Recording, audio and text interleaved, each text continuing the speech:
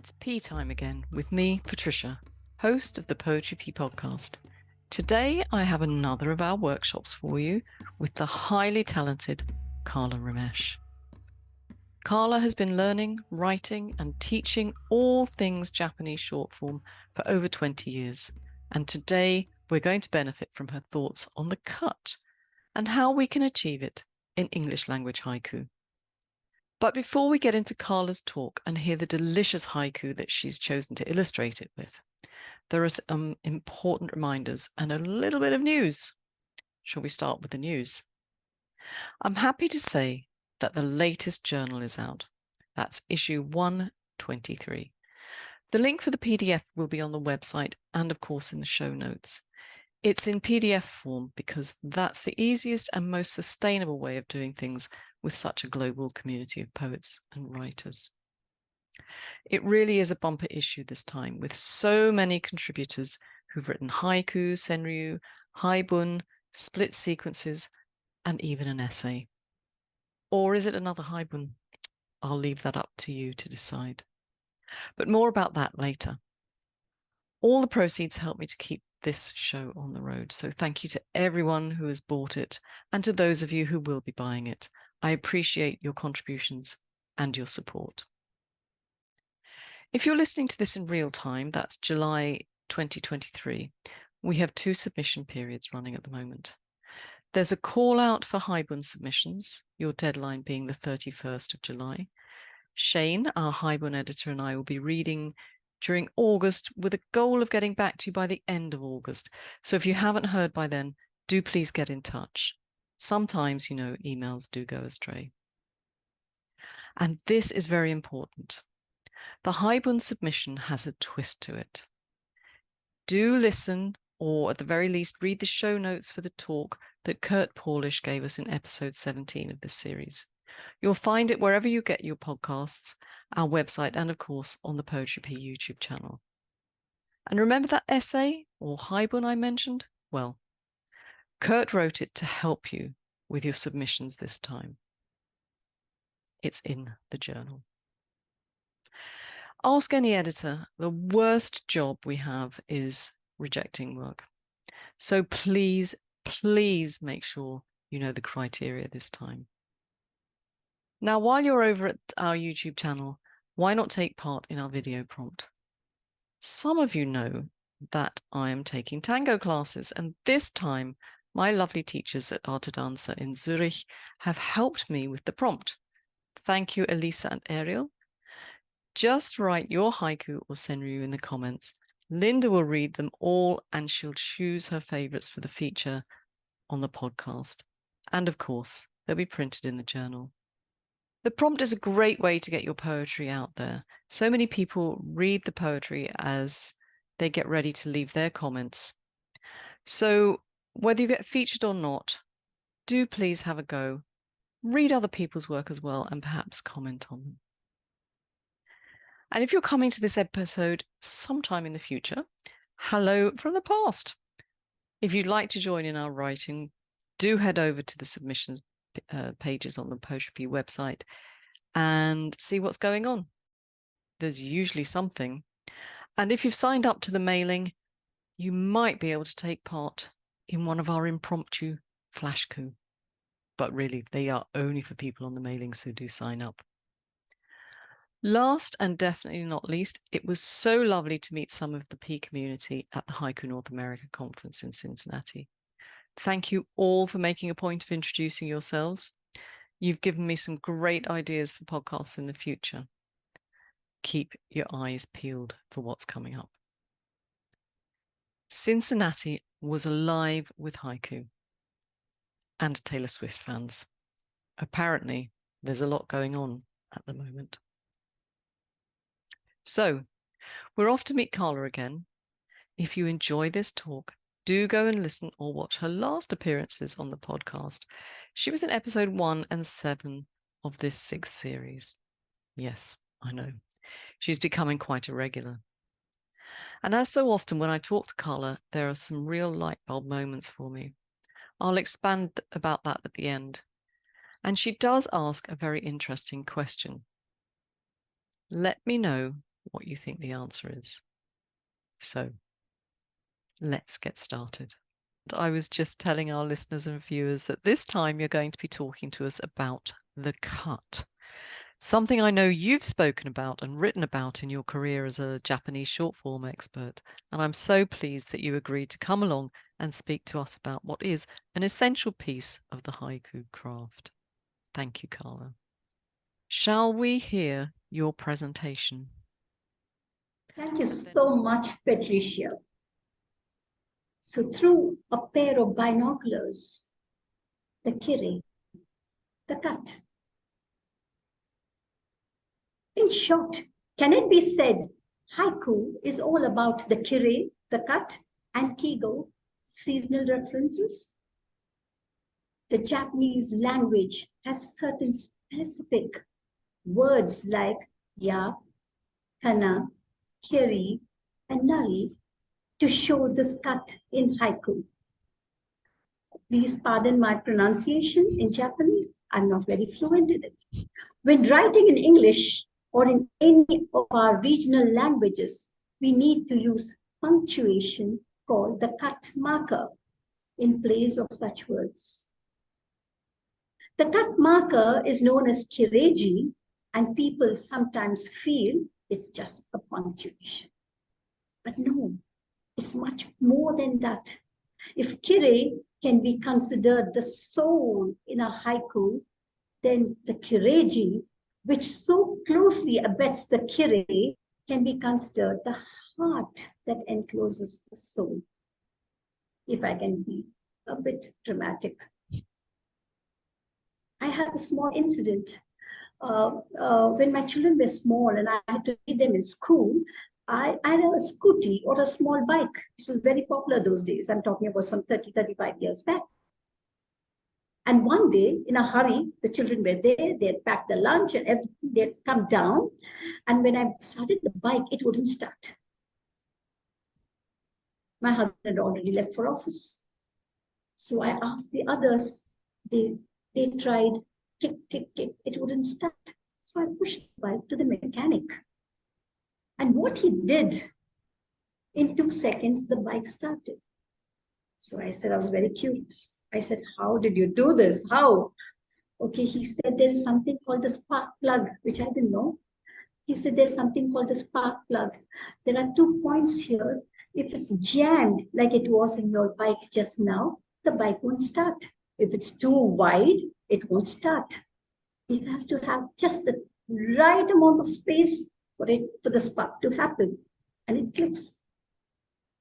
Years later, in 2005, when I entered Haiku, I happened to read, I don't even know where I read it. I happened to read something about the spark plug.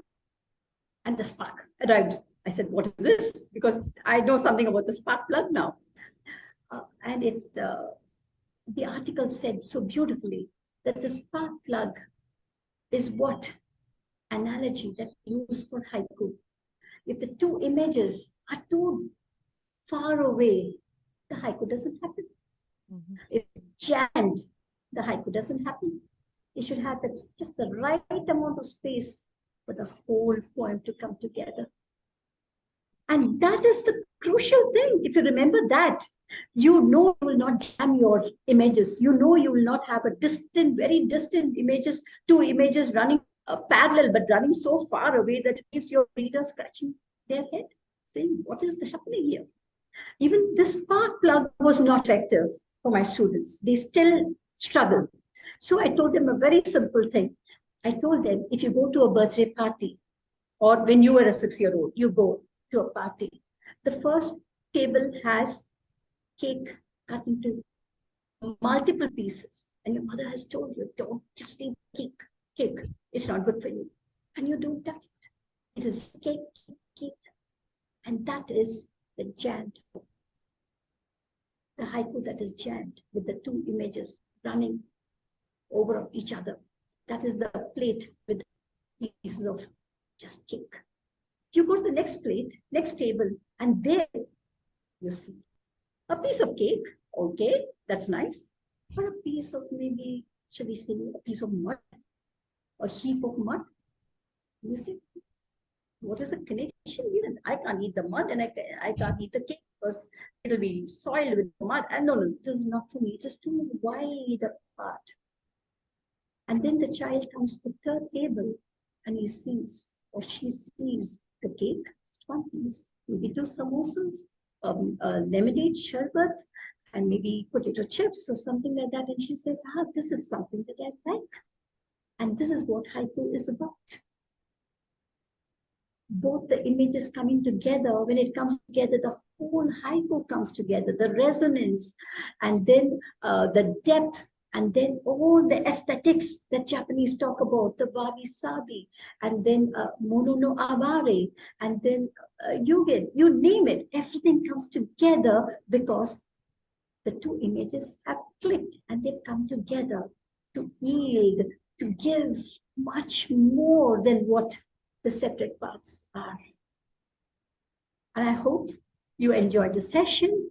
And yes, certain things might be confusing, but I hope it's not. I'm trying to simplify it as much as I can. That's what I've been doing. Kala, I'd love to read the first one because it's one of my favourites. Temple path. The dust I kick up sticks to me. Temple path. The dust I kick up sticks to me. By Ed Markowski. This is without a kireji. If you remember, kireji is a cut marker, which in English is a punctuation. It's without a kireji. Like I just said, the Japanese language has certain specific words like ya, kana, kiri, and nari to show this cut in haiku. When the cut is very clear, a haiku doesn't need a kireji cut marker. There are so many poets, so many poems you have read without any punctuation, but it's not difficult to read. It's not difficult to understand. The whole poem comes together because the kire, the cut, is so pronounced. It doesn't need a crutch.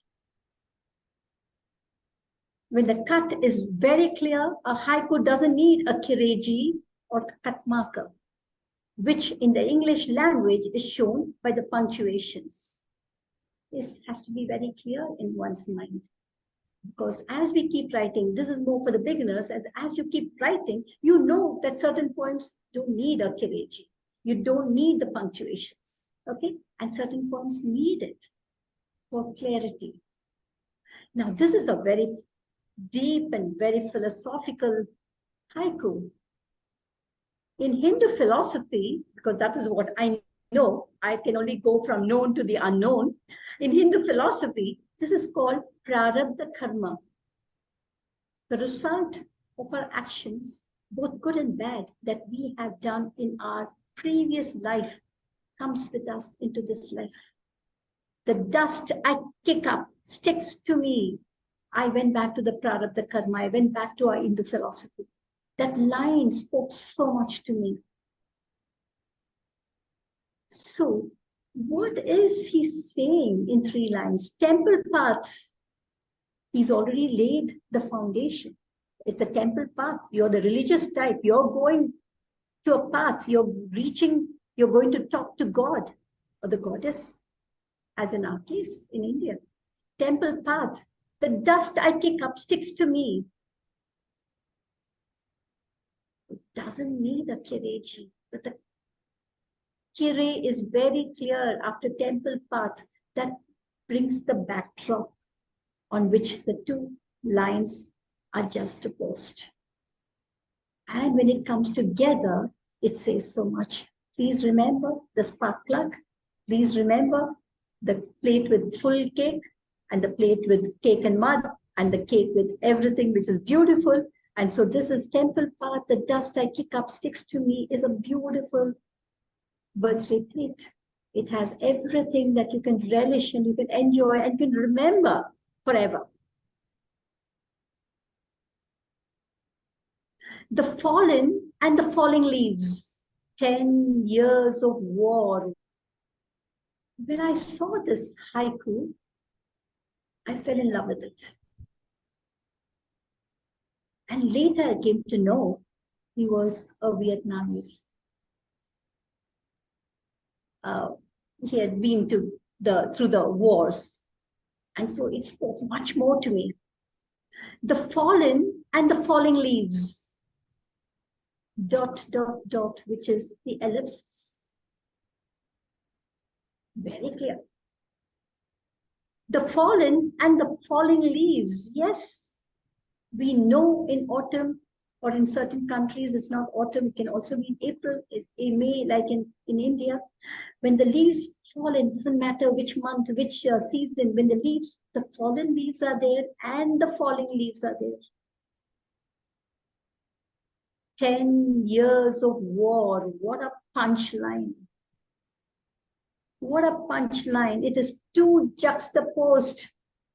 And immediately you say, 10 years of war. Is he talking about the fallen? The people who are dead? 10 years, how many people would have died? And how many people are still dying? And the whole poem opens out in such a beautiful way. It is not just about the falling leaves and the fallen and the falling leaves. There's so much beauty. The tree is going to become bare in winter, and then it's going to sprout, and the tree is going to be full. But 10 years of war. No, what have we done to our people?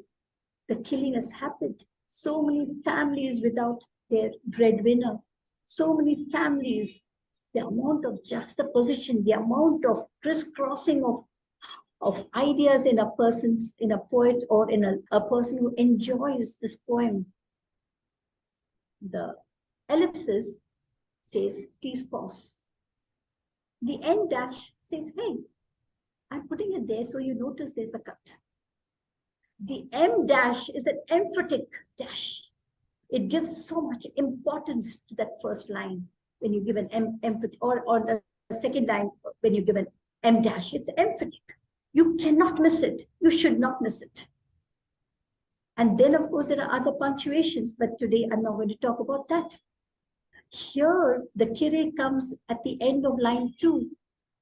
This means it is a proper fragment and phrase format.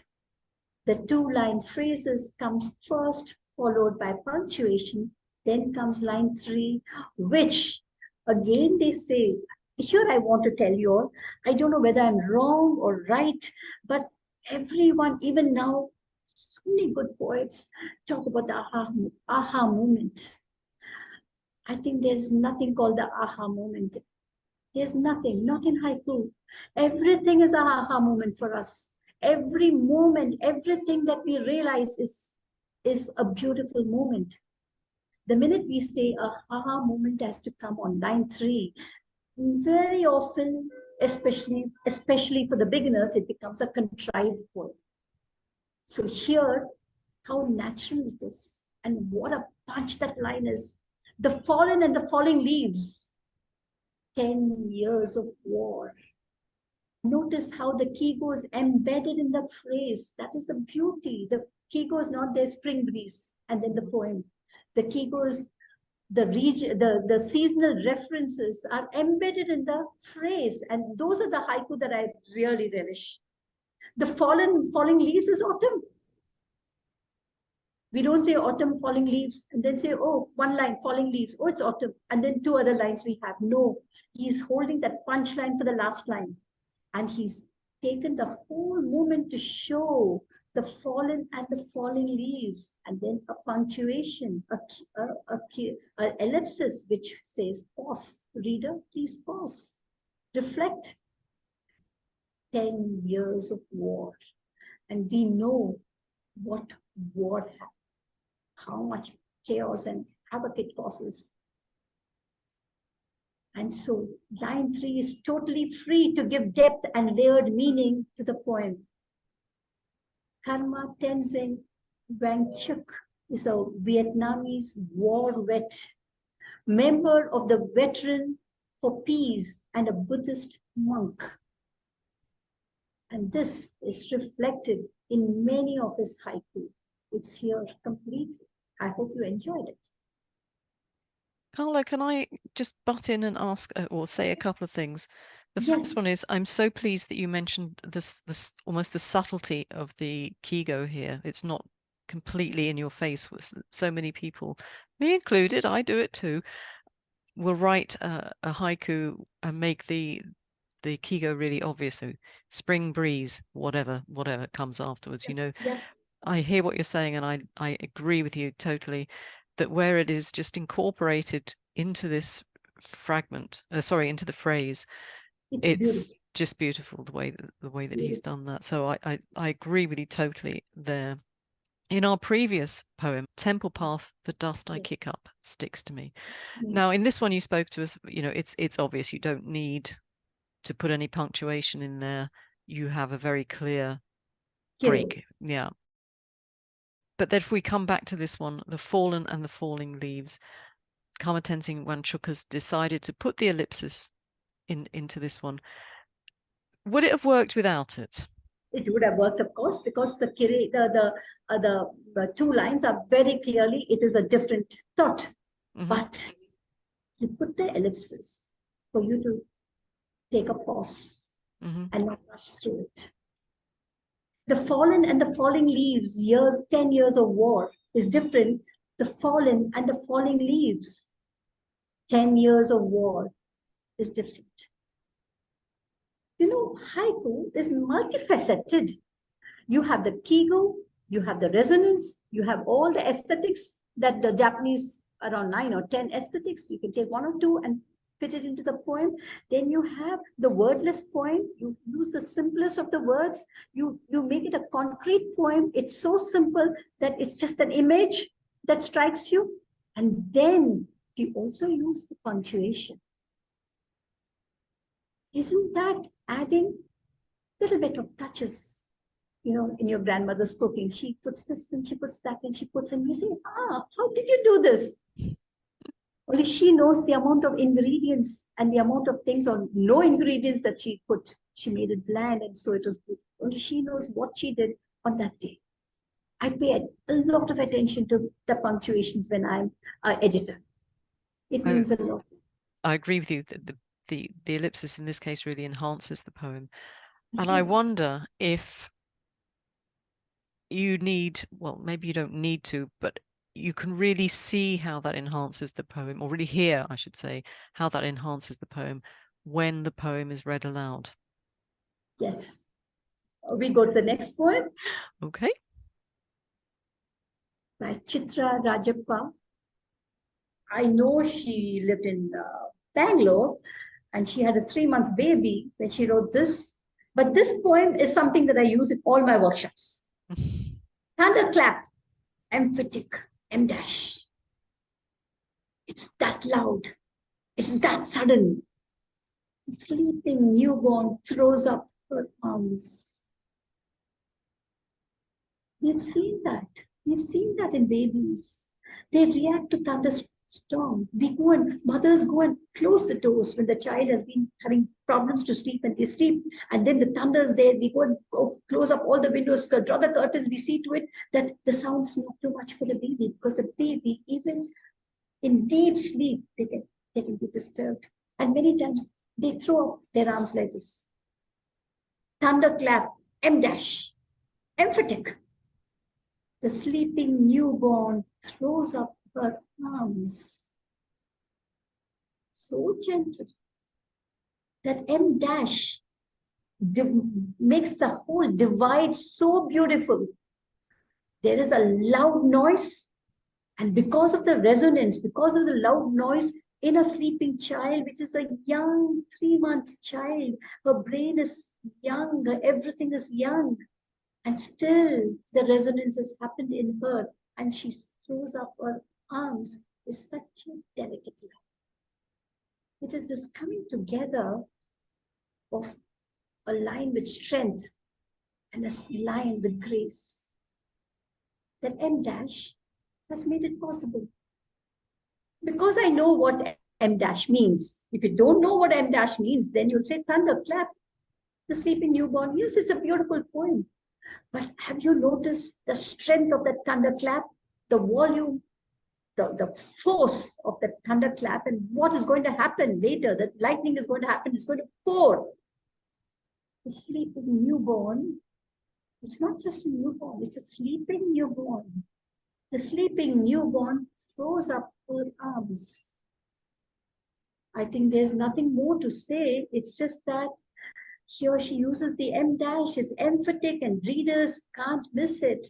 Notice the resonance here, each word folding into the other.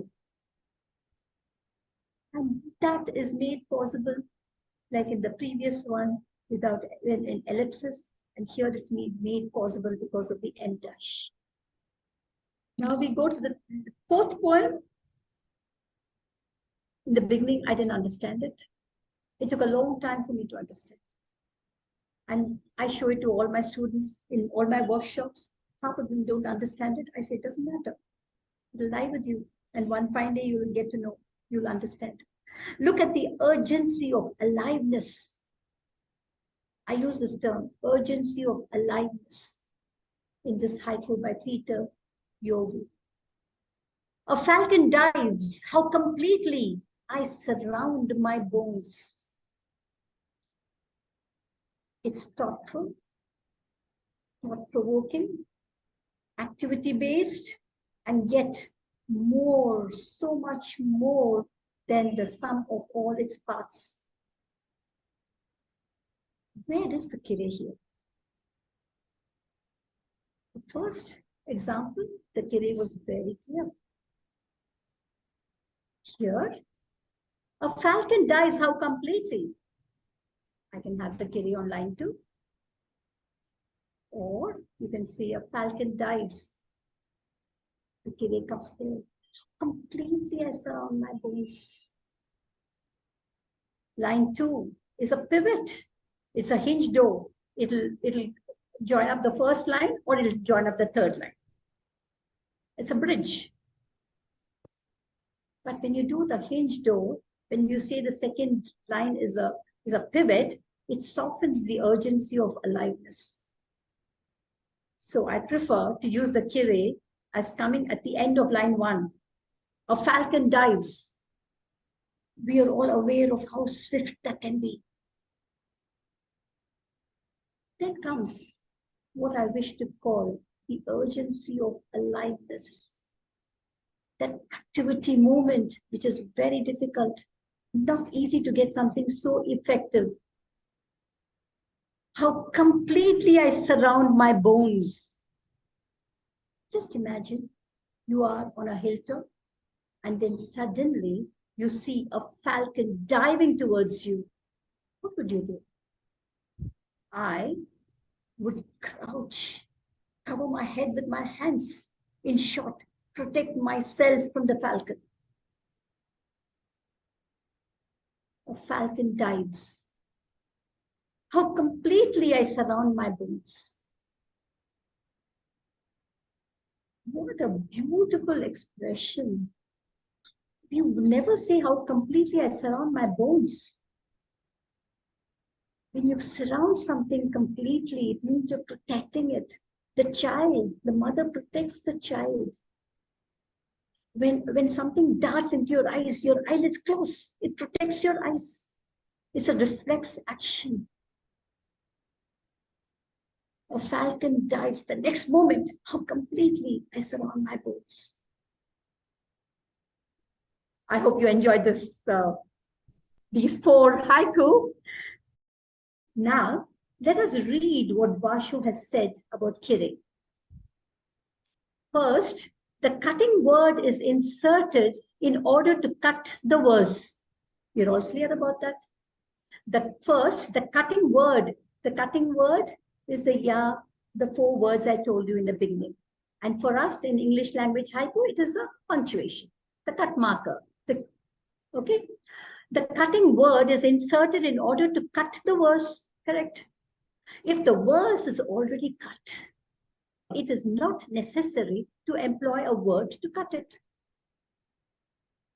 If the first poem, temple paths, the dust I kick up is so different from the temple paths.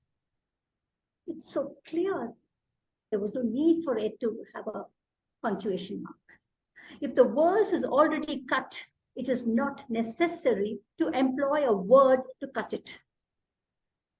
If one uses one of these words in a haiku, remember, Basho only wrote haiku. He never knew the existence of haiku. It was only Shiki who later came and gave it the name of haiku. So he only knew haiku.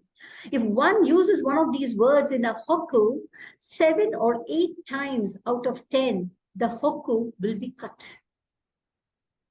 If you've used that punctuation, the emphatic, end dash, or the ellipsis, the poem will be cut. The haiku will be cut, he says. The remaining 2 or 3, however, please note, the haiku will not be cut even though it includes a cutting word. This is what beginners do, the mistake they do.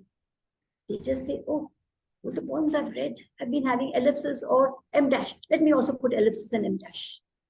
One, they put it in the wrong line, or they put it where the poem is a run-on and it doesn't need a punctuation at all, and they just put it. So look what he says. If one uses one of these words in a haiku, 7 or 8 times out of 10, the haiku will be cut. Correct. The remaining 2 or 3, however, the haiku will not be cut, even though it includes a cutting word. On the other hand, there are haiku that are cut, even though they include no cutting word. We've done all those examples. And I'm going to do later with you about including this one. The haiku will not be cut even though it includes a cutting word. We're going to do that later. Now, Shirani, who wrote this book, continues. For Basho, it was a cutting effect rather than the cutting word itself that ultimately mattered.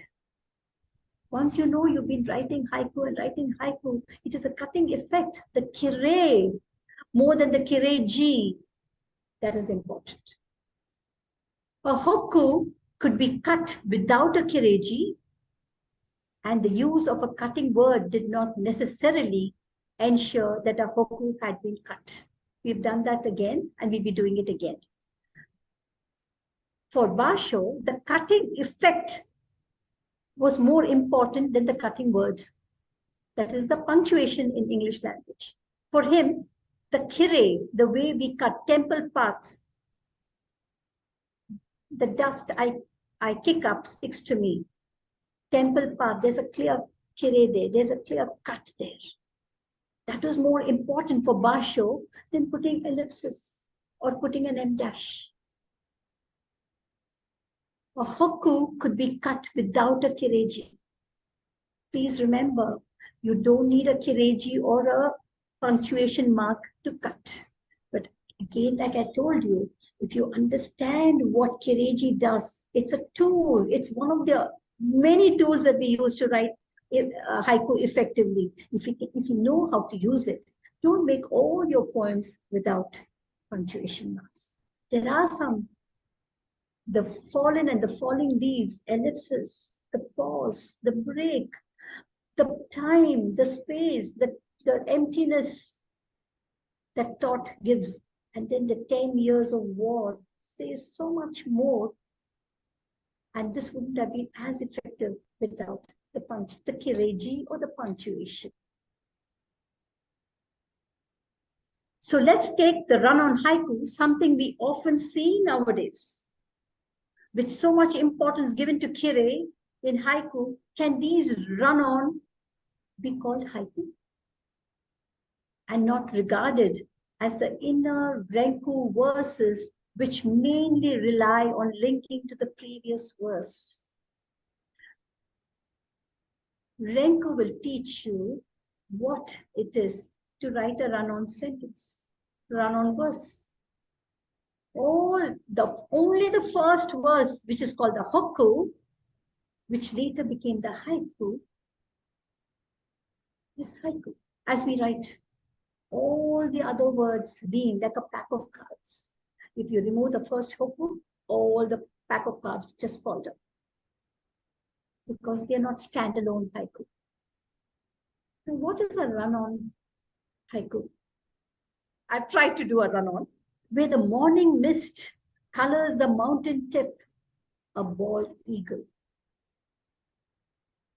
I'm giving two images.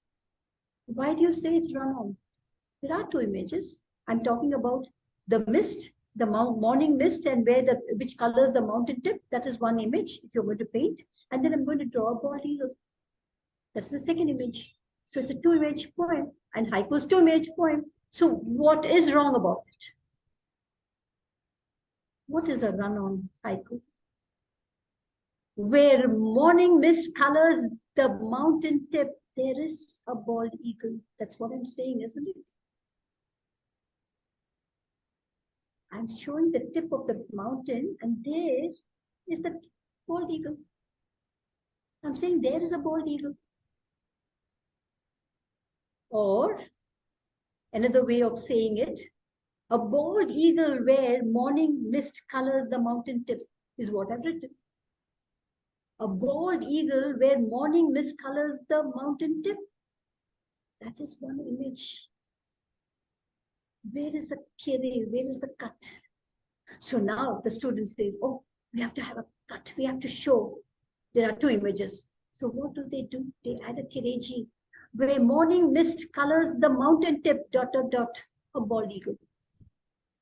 So where morning mist colors the mountain tip, ellipsis, pause, then a bald eagle. I've got two images. So it's a haiku with two images. No, it's a run-on. The bald eagle, where morning mist colors the mountain tip, there is a bald eagle. A bald eagle where morning mist colors the mountain tip. It's a one line. It's one image that you're given. This way of showing the kire or the cut when it's actually not there is something I call cosmetic punctuation. It has no meaning or any need to be there because the haiku is a run-on. So Kala, a question. Yes. Are you now saying that we should avoid the run-on? Ah, that's a beautiful question. It's a horrible question. Haiku cannot be put into boxes. Okay. Haiku is a growing thing. It's not when we say it's a traditional art form lives only when it is growing, when it's flowing, when it's not stagnant. I always say a stagnant water stinks. The river should flow, and tradition should flow. We use our intelligence, we use our, understanding to say, how can I do this? How can I bring freshness to the poem? I'm not saying all run-ons are fresh. Some are so badly they're run-on, and then the punctuation makes it even more bad, worse. Mm-hmm. Look at this Paul O. Williams run-on sentence, which he wrote in 1989, and Frog Pond published it. Gone from the woods, the bird I knew by song alone. Where is the cut here? Where is the two images here? It's one sentence. Gone from the woods, the bird I knew by song alone. Basho has said, learn the rules, and then break it. I'm not saying run-on is not a part of haiku, because now it's becoming a part of haiku. But what I tell my students is, understand what it is to use a kire, to write a poem without a kire, but still the kire is there. To write a poem with a clear kire, with a punctuation, kireji. To write a poem, a run-on sentence, and know you're doing a run-on haiku. Don't be ignorant. And so when the editor doesn't pick up, you say, why?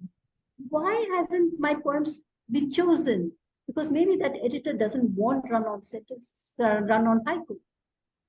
But had you known that, you would have got a mix of haiku.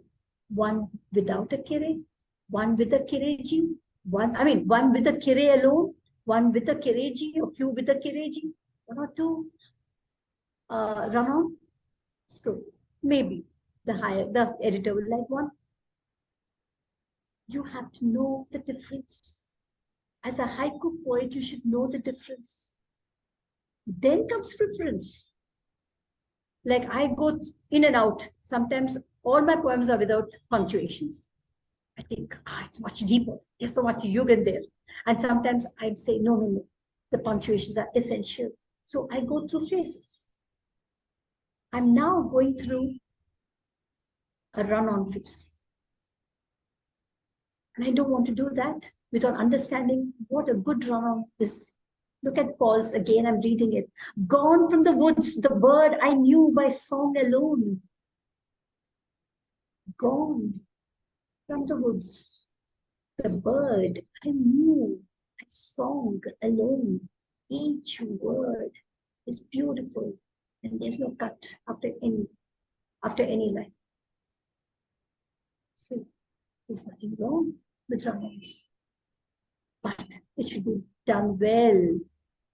That is there with every art form. We can all imitate Picasso, but it should be good. What we are imitating should be good, should have something of that genius that he brought into his poetry. We can all imitate. That's what Basho said. Don't imitate me. Then you'll become like half a melon, both identical. When you cut a melon, he says both are identical. Don't do that. Don't imitate me. We don't imitate, but we have to know the difference in haiku and kire. I'm sure there's much more to this that people can add. So I'm hoping that this is going to be the stepping stone for many people. Me too, Kala. Me too. Now we come to one line, and I'll be ending my presentation with one line, because the difference in one line haiku is there are multiple cuts. That is the beauty. So the kire that is so important in haiku is not lost in one line haiku. It is reinforced. As I walk, the earth moves on bird song. As I walk, the earth moves on bird song. It's clear. It flows smoothly. I walk. As I walk, the earth moves. As I walk, the earth moves. The earth moves on bird song. Bird song as I walk. See the number of different meanings you get. I walk. As I walk, the earth. As I walk, the earth moves. Earth moves on bird song. Bird song as I walk. It curls back. Srini is one of our new poets, doing exceptionally well. Between waves, the life of a footprint. Between waves, the life, no, the life of a footprint. Yes, between waves, the life. It's one breath, it just flows. The life of a footprint is so transient, it's just there. And when you say haiku poems is about the transience and the beauty, this poem is completely about Monono Avari. See the depth of this poem.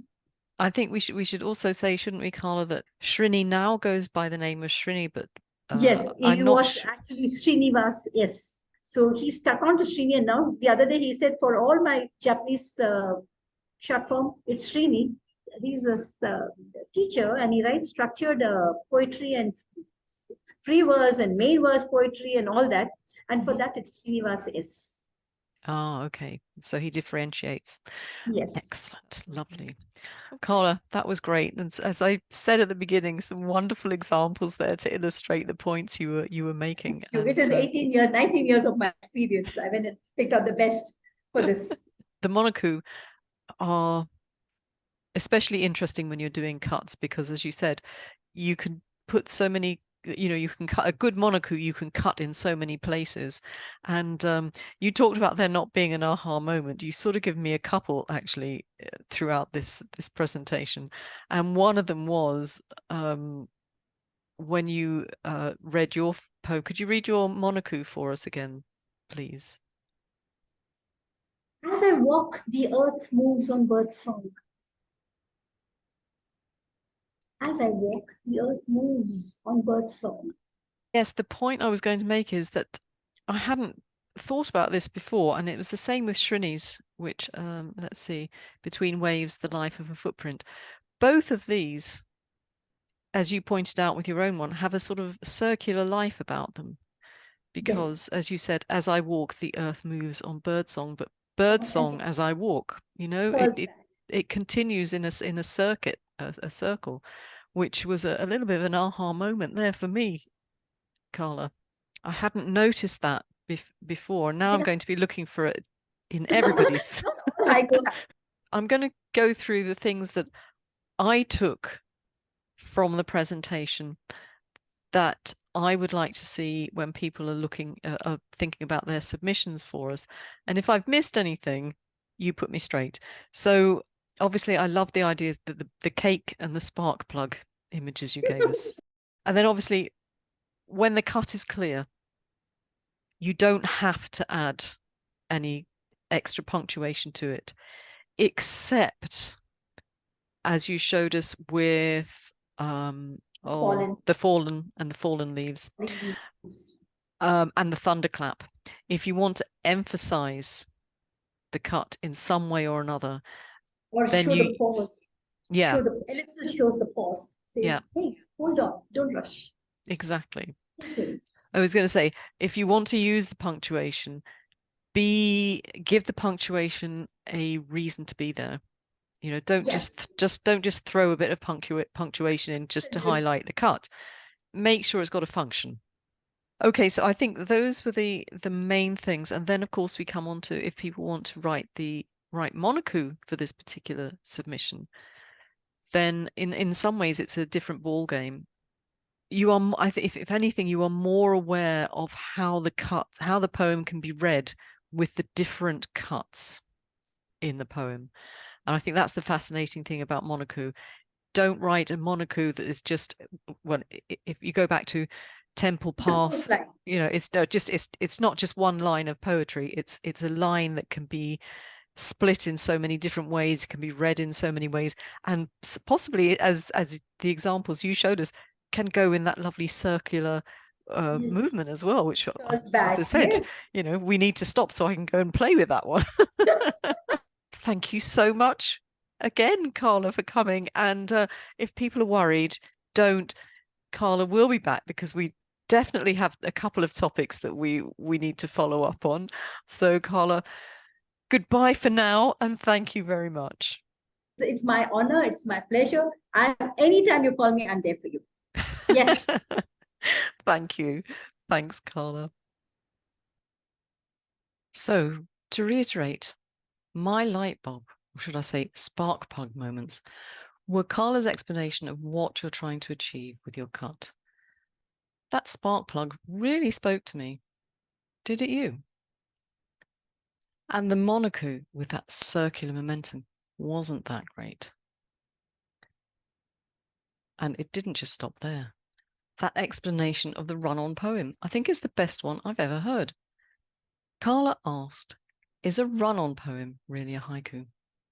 What do you think? Do let me know. Email me. So what do we want when it comes to submissions on this topic? Well, you can send us your haiku or monoku, which has either a clear cut with no need for punctuation, a clear cut with emphasis created by your punctuation, or a monoku in which your reader can create a cut in at least a couple of places.